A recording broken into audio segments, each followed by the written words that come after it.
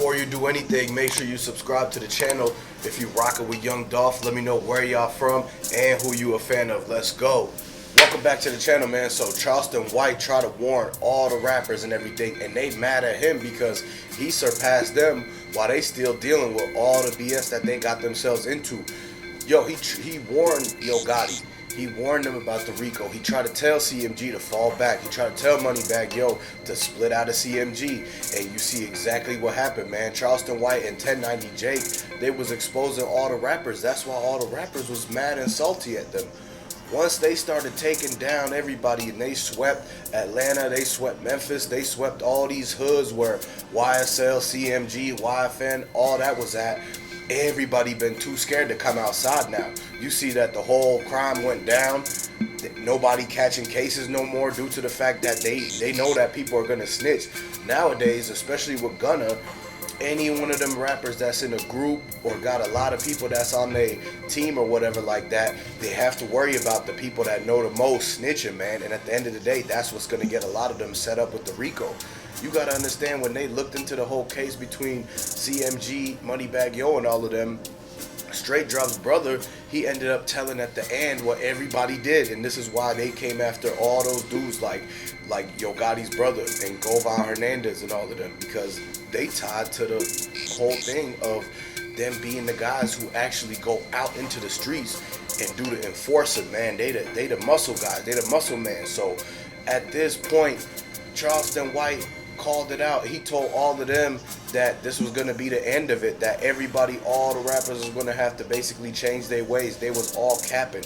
All the rappers they came out and say, you know what, I never did anything that I said in them songs, because they seen how all the other rappers was getting picked up by it. The fans have a 99% success rate, and when they sit back and look at it, they can't change that. So they're going to have to basically go with the best person that they can to get them out that jam. And at the end of the day, that's why they taking plea deals. That's why they telling on themselves, because all of the self-snitching got everybody with evidence stacked up against them. And so this is why you have to stop the self-snitching, man. Charleston White try to warn everybody, 1090 Jake try to warn everybody, the lawyer try to warn everyone, and saying that the self-snitching is what's really taking out a lot of people these days, because when the feds, they trying to use the lyrics against people. They trying to use everything against it. You got to remember, when even in the Young Dolph case, the guy who got locked up for Young Dolph, he made a diss track the next day. Like when he got locked up, he released the diss track. They already had it ready to go, and that's what they're gonna use to get him. And plus, they brought his brother in to tell on him even more, saying that it was the rest of the guys, where the money came from, who sent the orders, who made the blueprint to everything, and that's how they got the other two guys, man. And so this is the same thing you got to look at. They did that to Young Thug. They looked at their lyrics and everything. So they using the lyrics, they using the videos, music videos and everything to basically go and see what it is that people actually said, because they trying to catch them in the self-snitching. If it came directly out of the rapper's mouth, that's a testimony, that's a statement that they given. So at any time, the feds could go back and look at anything all the rappers said and tie them up to anything that they want, because anytime they talk, it's a statement, testimony, man. It's like you taking a stand. And so this is why a lot of people, all the rappers, started putting everything as all props before the video, because they don't want to have to end up catching the same type of cases and everything.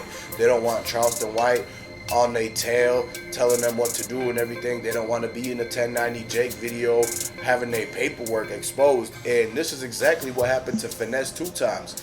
You got to remember, Finesse 2 Times and Moneybagg Yo, they was in Memphis. They was supposed to be working together, and until Finesse 2 Times got locked up. And when they really went back and looked at the paperwork from Finesse 2 Times, they found out that he might have had them take him to a certain interview and redact the statements, and like basically he went and gave the interview, and right after he gave the interview, his partner got more time and he got less time.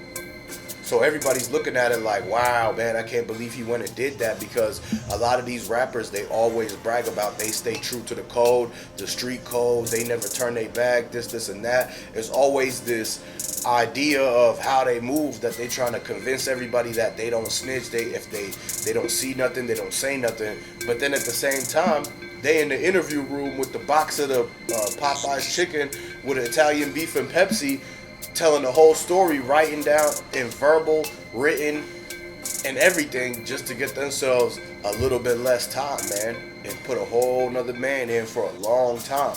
And so this is what the rappers are getting exposed out of, and that's why they looking at Charleston White like, man, I can't believe Charleston White got away with doing all that to the rappers and became bigger than them. And this is why they even more salty. They like, dang, now most rappers that was arguing with Charleston White, they done caught a case and they looking beyond the slammer like, how's Charleston White still out and I'm in? And it's almost like they reverse roles, man. He tried to warn everybody, and at the end of the day, you got to really open your eyes and look at the facts that these rappers had to stop all the bad stuff, man. They gotta be moving so legit and so careful so to avoid catching a Fed case, because at the end of the day now, they gonna look at all the stuff that the rappers was doing back in the days. They gonna look at everything, and even if there's dudes that they still hang out with that's in the streets, and if they give them money or whatever and they paying them, and then they go end up doing something dumb and get caught up,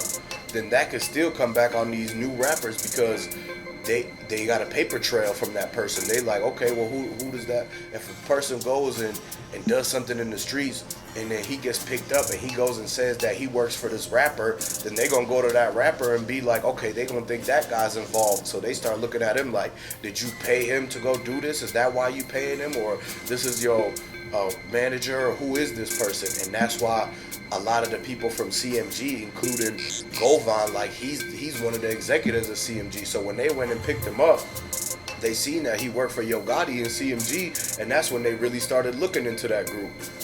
Exactly. When they picked up Yo Gotti's brother, Big Jook, they seen that he was a security dude. He was kind of like a manager for Yo Gotti and everything, and that his paperwork and all that came back to CMG as well.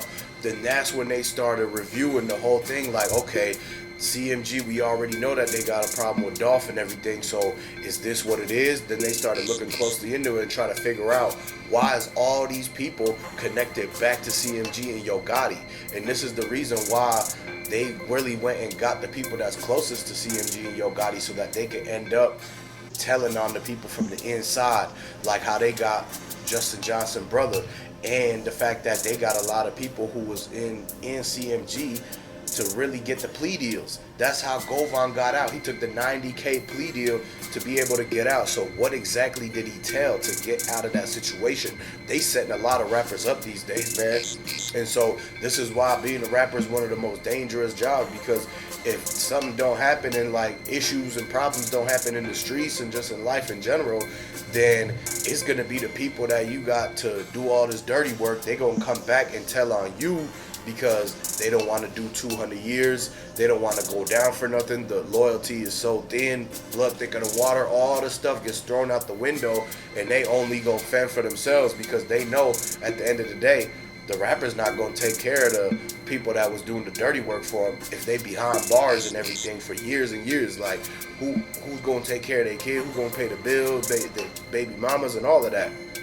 And so that's why all of these people around Yo Gotti, around CMG, around all these rappers anyways, they starting to tell. And this is why the 2023 is becoming the year of the rat. And most of these rappers, like, they putting all this info out, self-snitching, and everybody looking at it, and that's why you hear it all the time. Everything is coming directly from the rapper self-snitching, and that's why that